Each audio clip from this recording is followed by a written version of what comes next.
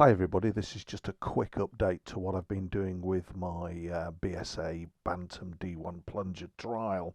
I've removed most of the expensive hardware from the Bantam, and here you can see I've fitted some eBay trial levers. They didn't fit because obviously the ferrule was imperial, and they were actually drilled for a metric, understandable, more modern barrel nipple for the control lever.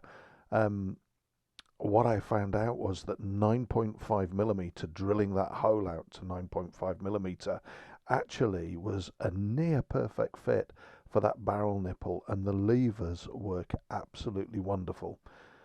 So I'm not going to put my very expensive original levers at risk. I'm using these, and I'm hoping with alloy they bend rather than break.